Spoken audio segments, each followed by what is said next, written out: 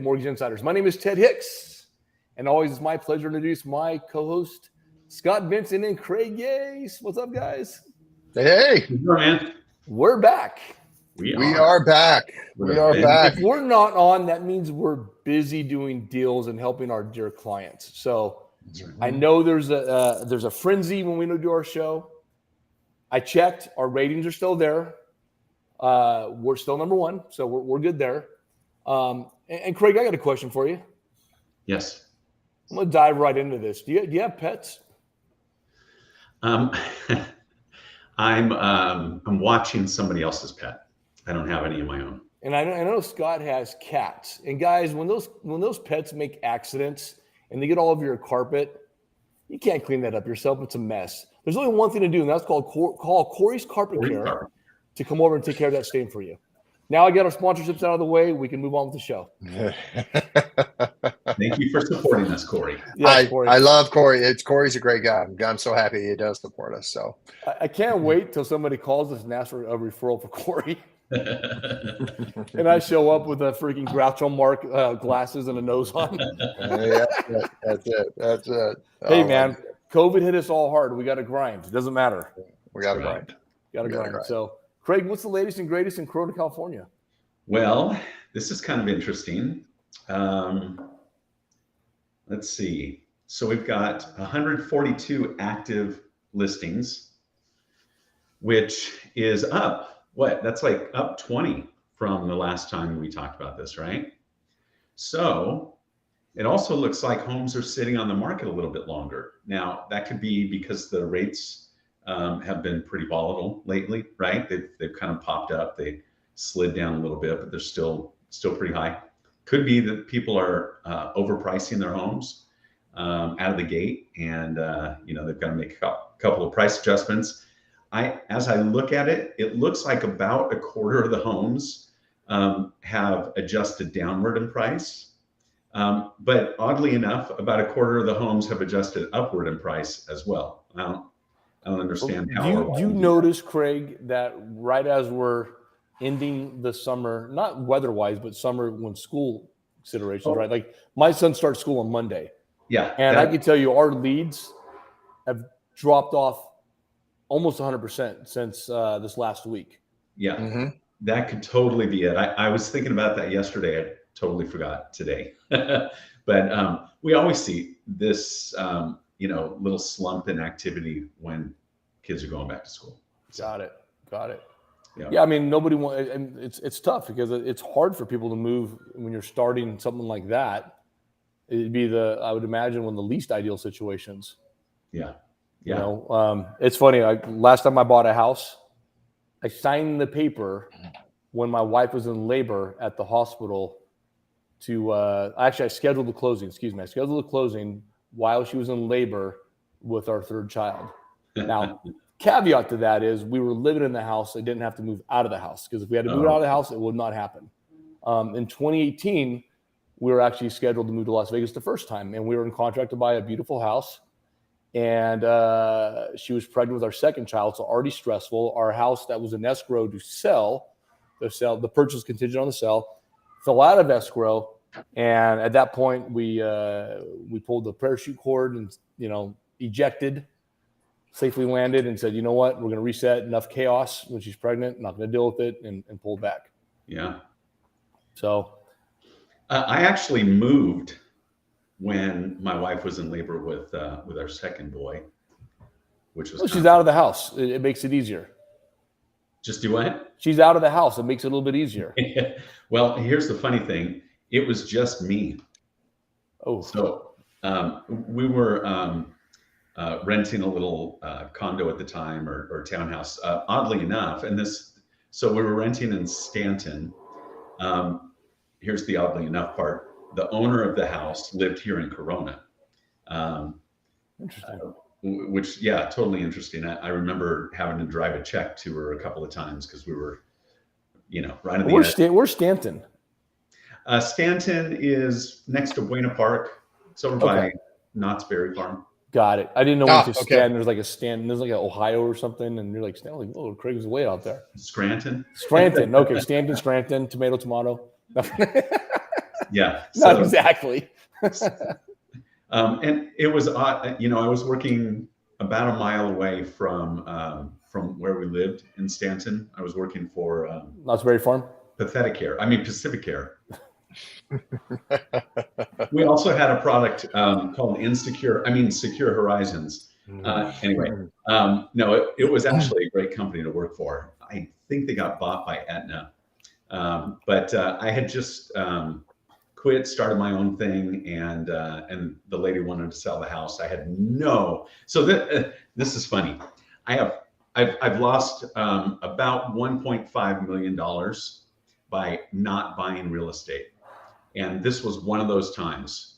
She wanted to sell me this townhouse for like $80,000. And I'm like, interest rates were 8%, something like that. Yep.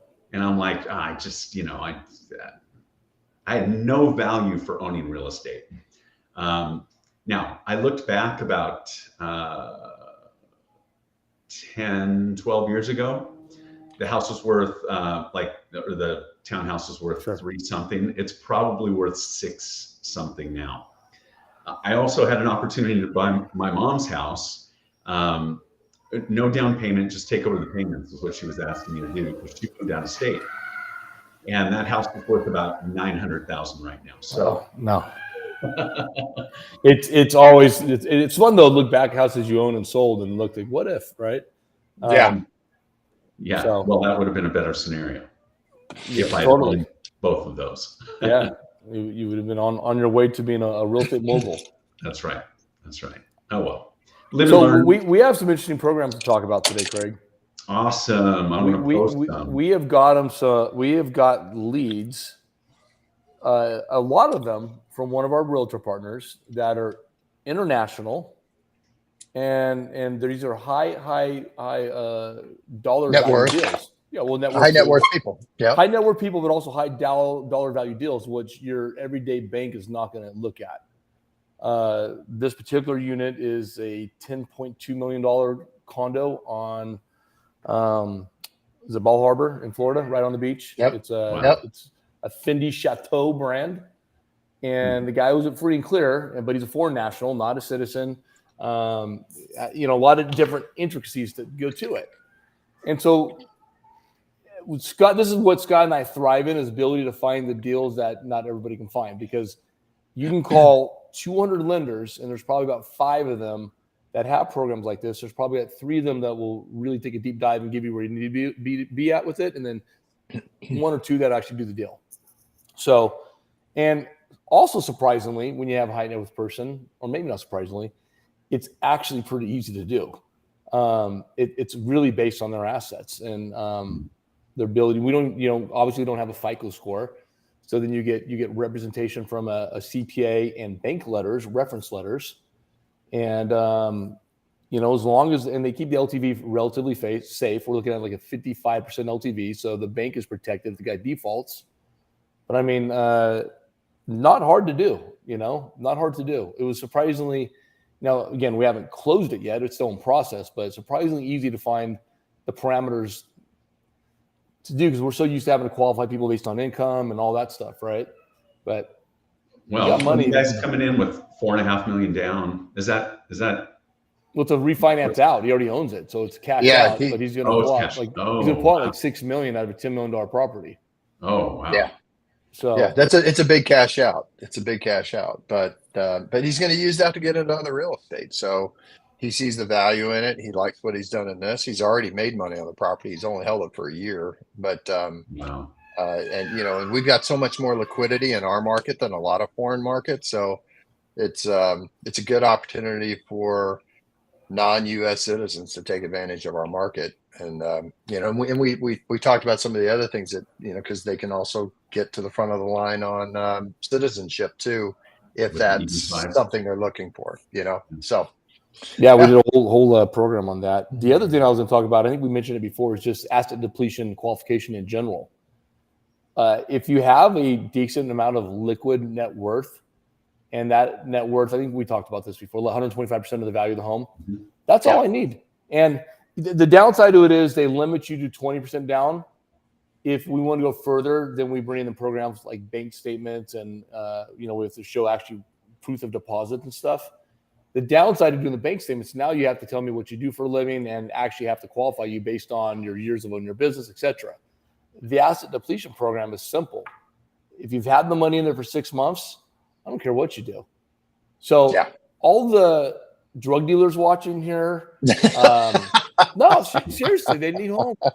They need Anybody that's got it's as long as it's been in your account for 6 months. You've laundered it, whatever you've done. I don't want to know. Don't need to know. You're crazy. You're crazy. If you've laundered your money, don't call us. That's what I have to say. Yes. Call Corey Carpenter's care. You've got an underground loan officer. So this is different than the liar loan, right? Remember the liar loan where somebody could come in and say, I train mice and my husband stated income. No income, no asset. Yeah. The NIDA loan. Yep. Yeah. That was crazy. That's when that's right when the market. Yeah.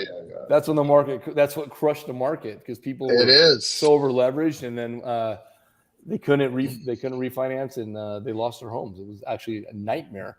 That's why we didn't see a big bubble burst this time, because everybody's in good loans and qualifications were stricter. Though, interestingly enough, though, Craig, we do have no income loans today. We do have some. We actually have no FICO loans. Well, back in the day, you could do a no income, no asset with zero down. Yeah, right. I did it. Yeah, now I think that the only zero down you have is a VA program. And, a lot of people don't realize, but if you're a vet, you can buy a property zero down with a 500 credit score. 500. Yeah. So, I mean, it's if you're a vet, there is absolutely zero reason not to own real estate. It's crazy. You have to own real estate. It's just. You could buy. It doesn't matter what the price, right? As long as you can afford that payment. That's really. Go ahead. I'm sorry. Say it again. No, say that again. I'm sorry. I was just going to say, when they changed that rule, it was a game changer. Yeah, because they used to have to follow the conforming, or was it the FHA limits? I think it was conforming loan limits. But now, man, you could buy a $2 million house, and as long as you. Well, when I found that out, I went down to the Marines, and I tried to join up so I could be a vet, but they won't take me. I'm 59, so I'm too old. But I tried. Plus, you would have had to cut that hair. Oh, yeah. And that's a deal killer. I can't cut the hair. I can't do that. So but there are other zero down programs. There's down payment assistance programs. Sure. But most of them have a much higher credit score requirement. I mean, 500 credit score and 0% down. That's amazing. Yeah, that's typically much more than that. And all those 0% down programs, there's always a couple of hoops you have to walk through, right? Do they still have money? Do you meet the very specific requirement? I mean, I don't know if you saw, there was a guy that said he paid $14,000, I think it was, for a brand new Tesla Model 3 because of all the rebates he got. Well, he got all the rebates because he lived in the right place. He made between these two specific income brackets, blah, blah, blah, blah, blah. And he did all this, but half of the credits don't apply anymore because the programs ran out of money. But that's what happens a lot on the real estate side. But plain Jane, FHA, it's a great program, very small down payment. You've got a little money in the property, and there are some lenders that will pretty easily, without jumping through a whole lot of hoops, they'll allow you to finance even that down payment component. So, it's interesting you mentioned FHA though. It just brought up a scenario that I did this morning. So I priced a primary residence purchase. It was for $385,000 purchase, Florida. 20% down, and FHA came in at 5.875. The conforming, no cost, no buy down or anything like that, came in at 6.5. With mortgage insurance and the extra mortgage insurance down payment up front that gets financed on a loan, the higher rate is the better solution. Though I guarantee you that my borrower is going to be so focused on 5.75, 5.7, right? They get deer in the headlights, but they don't realize that there's that extra component that with the FHA you cannot refinance out. Now, with that being said, I love FHA loans because they make it super easy for people to get into a home. 3.5% down, up at 580. Below 580, we can go 10% down. And I mean, for a lot of people, that's huge. That means that people that are paying rent can just, for a very short amount of time, save some money and either have the same payment or in a year or two have the same payment and then get that equity and all the benefits of owning a home. And I was just thinking about this the other day. People, if you're going to rent, it's going to take, $9,000 to $15,000 to get in if you're renting a house, right? First, last, security deposit. You're going to have security deposit, which is typically a little bit above the, the monthly rent. Monthly rents are $3,000, $3,500 right now. So, that's a lot of money to rent. Almost the same amount of money, or I'm sorry, the way to say it right is just a little bit more money, and you can own on an FHA. Or, even a conventional 3% down. Yeah. I mean, and the whole key is getting into real estate so you can start getting that appreciation no matter how you have to do it. Yeah. Getting in, starting to build it. And the earlier you can start that train, if you can do it in your 20s, early 20s, absolutely awesome if you can make it happen. And then ride that appreciation wave up, and then you can get into non-FHA loans and you've got a decent down payment and start building a real estate portfolio. It's funny you mentioned in your early 20s because I had a bit of haterade today. I'm going to admit it. Yeah. I was watching TikTok and there was a young entrepreneur on there, probably in his 20s. And he's talking about warehousing and making deals and all these different things about on buying homes. And I was looking at him for a minute, and I'll admit that I was a little bit jealous. I'm like, look at this guy in his 20s doing it. Why didn't I do that? And I said, wait a minute, good for him. And you know what? Let's teach people so people can have that opportunity and get an early start like him, because somebody taught him. He learned somewhere. And good for him for sharing that with people. And you know what? It's never too late. You can do it in your 20s, you can do it later, but get in real estate. It's the best thing you can do. Yeah. It's proven. Well, and I have to add, so one of my sons recently graduated from college. First job out of college, he's doing programming, and he can do it from anywhere in the country. The job is actually in New Jersey, but they said, look, live anywhere in the 48 contiguous states. It's up to you. His mom lives in Tulsa, Oklahoma, and she, of course, wants him to live there. So she sent him information about this program. It's a $5,000 non-recoverable. The state doesn't recover it towards a down payment on a house. So he bought a little $200,000 condo, and they have to live in it for a year, and then he's going to start renting it out. But it got him to start down the real estate path, and 25, awesome. and he owns a place. So whatever it takes to get into it. And have we mentioned in the last 10 or 15 minutes that if you're thinking about buying real estate, you should really think about Corona. And you should call Craig Yace. If you're going to make anywhere home, make Corona home, Scott. Make Corona home. Make Corona home. Because you know what? You can get to Orange County. You can get to LA. You can get to Palm Desert area. And you can even get to the west side of LA in a relatively short period of time when you're speaking about places in LA. And the mountains. And the wineries. Yep. 40 minutes to all those places. Well, not LA. LA is like 60 miles away. And you know what a lot of people do, Scott? What's that? They'll make their homestead in Corona, California, because they want to live by the beach. They want to be by Disneyland, Knott's Berry Farm, all that good stuff, right? Then they buy a vacation home or a second home in Las Vegas, and they're going to call Ted Hicks. So I'm doing homes and loans over here in Las Vegas, and I can take care of you. So it just goes full circle, right?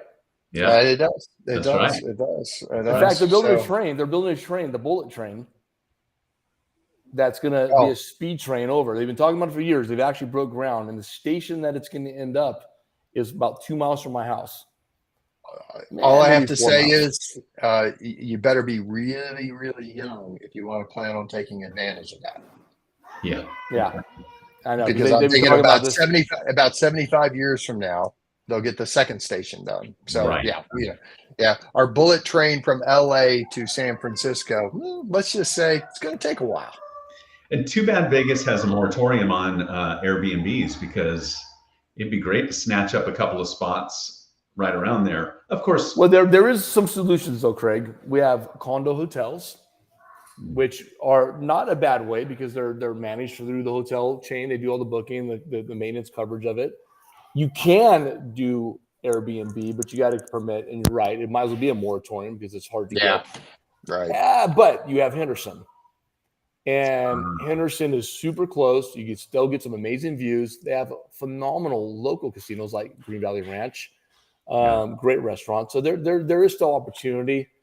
It's just not great. It's not like you can just pick, and that's anywhere now. I mean, Scott's having some issues in Redondo Beach. It's when I'm looking at Florida for Airbnbs, Boca Raton will not do it. Delray Beach does. So you just really got to know your area and where to put it. But my scary thing on this to an investor that's looking to do Airbnb, make sure whatever you grab is also positioned for long-term rental, because they may decide at some point, you know what, Airbnb is not for our city, and they pull the plug on you, and you've put all your hopes into this thing. Yeah. Buy it by a hospital, buy it by a destination point, buy it by something that makes sense. That'll still be good for a long-term rental if necessary to flip it, or even midterm. Yep. Solid advice. Speaking of solid advice, okay, buying real estate or owning real estate is always the best option, right? Yep. I don't pay attention to these, now's a good time to own, now's a good time to rent, because renting, you're still paying 100% interest, right? So when you own, you actually have a piece of property. You're at least, you've got an automatic savings program or savings, right? Because you're paying your mortgage down. Now, owning in California has a different advantage than, say, Arkansas, where my son just moved. He bought a house out there for like $220,000, $230,000. It's a wonderful house, fairly new. And the last time it sold was like 3 years ago, and it sold for like $197,000. So there wasn't a whole lot of equity gain there. Same 2 years here in Corona, for example, you would have had 200,000, maybe $300,000 worth of equity. Well, maybe not 300 in that short amount of time. In fact, you know what? We can actually, I was going to ask you to go to my Google My Business page and pull up this chart,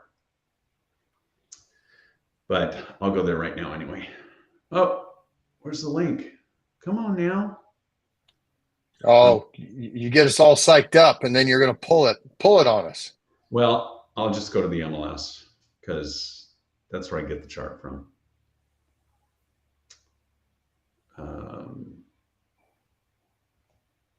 Where in the world? There we go. Okay, so I hate doing this. I'm really sorry. I should have this pulled up. Well, if you want to look it up, and I can backfill some stuff that is relevant to what you're talking about. So cool. Go ahead and while you're working on that, Craig. The same scenario that I told you about earlier about the buyer, she was originally looking at an investment property, and she had told me, Ted, I'm not really interested in doing this because the 7.5%, 8% interest rate. And Scott, you're the mathematician on the team. I'm going to have you do some quick math here. Okay. The $400,000 purchase price appreciates at 4.4% a year. Okay. If she 4.4% a year? Call it 4, just for math purposes. Yep. If she waited 6 months to buy this house, how much more expensive is it going to be in those 6 months? $8,000. So now she's $8,000 more into this property, and the tax deductions on a real estate investment are now lost also. That's right. So that's right. You can't focus on the rate alone. There's too many advantages and cost of waiting that are going to hit you. And the other side of it is, in your competitive market, like where Craig's at, let's say that same $400,000 home, come in at 410. offer them 415. You're going to gain it back in that first year and then surpass it. Well, and you know, when you were talking about the appreciation that you miss up that you don't get, so that's about $8,000, right? Well, if you look at the depreciation, if you're depreciating over 27 and a half years, then that's about another $8,000. If you're depreciating over 39, which is short term, right? So it's a little bit different. It's not quite as great, but still. So $8,000 in missed depreciation, $8,000 in missed appreciation. Yep. So I mean, you got a $16,000 swing for waiting 6 months on just a $400,000 property. And rent being paid and equity being bought down. That's not even counting the savings, right? So the piece of your payment that is basically a savings payment. Yep. And Craig, what did you find it, Craig? Yeah, you ready? I'm going to share my screen. Will that work? Well, we're going to find out. Yep, there it is. Let's give it a shot. And boom. All right. Okay, cool. So check this out. I'm looking in Corona. Yeah. I don't know why that's not disappearing, but there we go. Okay. So if we look at July 2020, so I said last time it sold was 3 years ago, right? Yeah. Average price, median price, $540. July 2023, $745. Wow. $200,000 in equity in 3 years. You don't get that in very many states. No. And that's just Corona. If we went to Irvine or Newport Beach, it would be so much more. Of course, the price is so much more, but that's what, if the market moves up 10%, and you're sitting on a $500,000 house versus a $1.2 million house, you're going to get $50,000 in equity versus $120,000, right? Well, and also anytime you've got a property that's near, that's got some kind of lock, right? And by lock, I mean, so like if you talk about near the ocean, right? There's a very, very limited number of houses that are going to be overlooking the water, right? And in Vegas, you've got limitations because there's so much federal land, right? So you've only got so many places where homes are backed up against that federal land. And I would imagine in Corona, there's some specific places, be they close to the, a town center or whatever, where you get added, your appreciation is a little bit better than average, right? Because you've got those limiting factors in terms of the number of homes that you can look at. I think the other thing is to find homes that are in those transition areas, right? Where the new restaurants are just starting to come in and the art is just starting to come in. Those seem to always offer some phenomenal opportunities for appreciation over the short term. I remember before I got into real estate, let's see, was I in Rancho or Ontario? I think it was in Ontario. Anyway, I was doing door knocking. We're selling alarms door to door. Yep. And again, so it's 23 years ago, right? And I remember driving by this neighborhood, and it said it had 3 different neighborhoods, right? Or 3 different house profiles. There were, condos that were starting at like $100,000, and then the highest priced homes were in the 300s. And I thought, man, they just built the ghetto in with the, with into the nice neighborhood. I didn't realize, again, didn't know anything about real estate at the time. Those are just starter homes, but right. Hilarious. I'd like to know what those homes are selling for now. I don't know if I can remember exactly where it was though. Right. Craig, right. One last question for you before we go, because you mentioned, homes and it's got me thinking. When you go to the new builds, and right now there was a modern swing. We're seeing modern retro come into play, but you have all these new next generation, I have Nest, things like that, right? On these houses. How do you keep yourself up to date? Do you get educated through these new builders? Do you have a trade site you go to? How do you know the latest trends So when you go to educate your buyer, so you want to walk in, you see a Thermador or whatever. Hey, this is good because how do you keep up on that? What do you do personally? It's just getting out there and looking at the inventory and seeing what the builders are building. Yeah. And next gen homes are a bigger thing than they were, 5-7 years ago. But not every builder is building them. Yeah. Here in Corona, we've got such little land available. And here's the other thing. Builders are trying to build such a small footprint when land is expensive. Like land is expensive here in Corona. We could go out to an outlying city and land's not going to be as expensive. So you can build a home with a bigger footprint, like a next gen home. But out here, because the land's so expensive, they've got to get as many homes in there as possible. Yeah. So like there's a development just a couple miles from me, and they are building, they're pretty much like detached condos. They're really close to one another. They've got very small yards. It's a great product. It's beautiful, but they have to maximize it. Otherwise they're not profitable. Similar trend in Vegas right now. All the new builds are going 3 high. Instead of going wide, they're going high. So you have like 3 floors. I don't personally like them. I feel confined. And you're right. The backyards are smaller because of the water limitations. You can only build such a big pool. Or no pool in these. Yeah, I know you got to have a pool out here. I mean, it's. For Vegas. Yeah, it's weird. We've had the hottest July on record, though it took a while to get. I mean, we went smooth, not hot, and all of a sudden, hottest July on record to monsoon season. We're pouring down rain out of nowhere. We had that even this morning, pouring down rain. Yeah. And it's still 95 degrees. I know. It's just I'm in a rainforest. So guys, it's 32 minutes. Phenomenal show. Any closing words, Craig? Yes, but I was listening to your story, so I forgot. I'll say it. If you're gonna make anywhere home, make coronahome.com. You can find Craig on the interwebs. What do you call it? Interwebs. The interwebs. Scott Benson, Ted Hicks, RealestateMortgageInsiders.com. We'll see you guys next week. Thanks, everybody. Goodbye. Thanks.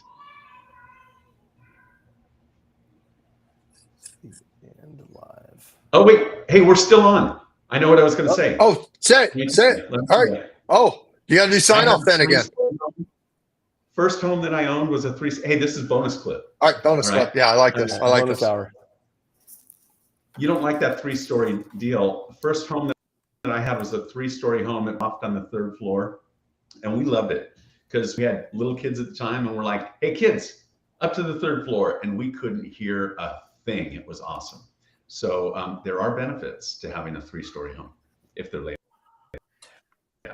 That is interesting. And by the way, guys, this bonus episode is brought to you by Robert Irbine's Fit Crunch Bar. Guys, if you're like me and you work out and you need a quick boost of 28 grams of protein with 6 grams of sugar, go to Robert Irbine's Fit Crunch Bar. You can buy them at Costco. Thanks, everybody.